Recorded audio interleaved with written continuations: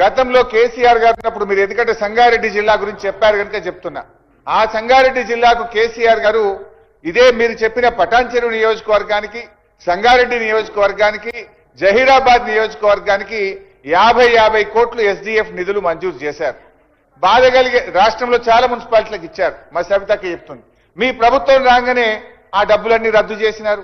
ఆ రద్దు కూడా ఎట్లుందంటే పక్కనే మా దామోదరన్ ఉంటాడు, దానికి కూడా అందోల్ మున్సిపాలిటీకి కేసీఆర్ గారు ఎస్డిఎఫ్ ఇచ్చారు. అందోల్ది మాత్రం ఉంచుకున్నారు, పని చేసుకున్నారు. బీఆర్ఎస్ ఎమ్మెల్యేలు గెలిచిన పటాన్చెరు, సంగారెడ్డి, జైరాబాద్ రద్దు చేసి పడేసింది. ఇది ఏం పద్ధతి? అంటే ప్రభుత్వం అనేది it is for all. BRS MLA ఉన్నారు కనుక మీ ఎస్డిఎఫ్ రద్దు, అందోళన కాంగ్రెస్ ఎమ్మెల్యే మంత్రి ఉన్నాడు కనుక బీఆర్ఎస్ అక్కడ ఎస్డిఎఫ్ డబ్బు ఉంటది అంటే పద్ధతి కరెక్ట్ కాదు. ఇప్పుడు జైరాబాద్ ప్రజలైనా, సంగారెడ్డి ప్రజలైనా, పటాన్చెరు ప్రజలైనా వాళ్ళు తెలంగాణ ప్రజలే కదా, వాళ్ళు పన్నులు కడుతున్నారు కదా, వాళ్ళకి ఎందుకు రద్దు చేశారు? దయచేసి ఈ 3 నియోజకవర్గాలే కాదు, రాష్ట్రంలో ఎక్కడెక్కడైతే గత ప్రభుత్వం ఎస్డిఎఫ్ లో నిధులు ఇచ్చిందో ఆ పనులు చేపట్టాలని మీ ద్వారా కోరుతా ఉన్నాం. ఇకపోతే టీయూఎఫ్ఐడిసిలో కూడా చాలా నిధులు శాంక్షన్ చేశారు. సరే, దానికి మీరు బడ్జెట్ అరేంజ్మెంట్ చేసుకోండి. కొత్తగా బ్యాంక్ నుంచి తెస్తారా, బడ్జెట్ నుంచి ఇస్తారా, ప్లాన్ చేయండి. కానీ టీయూఎఫ్ఐడిసి కూడా క్యాన్సిల్ చేసినారు.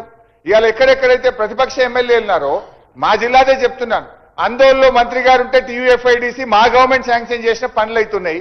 పక్కన జైరాబాద్ బంధు, సంగారెడ్డి బంధు, సదాశివపేట బంధు, పటాన్చెరు బంధు, దుబ్బాక బంధు, రాష్ట్రంలో మా బీఆర్ఎస్ బీజేపీ ఎమ్మెల్యేలు ఉన్న చోట టీయూఎఫ్ఐడిసి బంద్ చేశారు. మా పొన్నమన్న దగ్గర కూడా నడుస్తుంది టీయూఎఫ్ఐడిసి. అదే మా సిద్దిపేట జిల్లాల సిద్దిపేట బంధు, దుబ్బాక బంధు, గజ్వేల్ బంధు, చేర్యాల బంధు, ఒక్క పొన్నమన్న దగ్గర మాత్రం టీయూఎఫ్ఐడిసి నడుస్తుంది. ఎందుకు? అక్కడ కాంగ్రెస్ ఎమ్మెల్యే. ఇది కరెక్ట్ కాదు. సో దయచేసి మా సబ్మిషన్ మీతోని ఎల్ఆర్ఎస్ డబ్బులు విడుదల చేయండి, అదేవిధంగా స్టాంప్స్ అండ్ రిజిస్ట్రేషన్ డబ్బులు విడుదల చేయండి, పట్టణ ప్రగతి డబ్బులు విడుదల చేయండి. ఎన్ని మున్సిపాలిటీలు ఏర్పాటు చేశామన్నది ముఖ్యం కాదు, ఆ మున్సిపాలిటీల్లో అభివృద్ధి జరుగుతుందా, మున్సిపాలిటీల్లో సిబ్బంది ఉన్నారా అనే విషయాన్ని కూడా మీరు గమనంలోకి తీసుకోవాలని, స్పష్టంగా ఎల్ఆర్ఎస్ డబ్బులు ఎప్పుడు ఇస్తారు, మరి అదేవిధంగా టీయూఎఫ్ఐడిసి, ఎస్డిఎఫ్ పనులు గత ప్రభుత్వం మంజూరు చేసిన కొనసాగించాలని మీ ద్వారా వారిని కోరుతున్నాను అధ్యక్ష.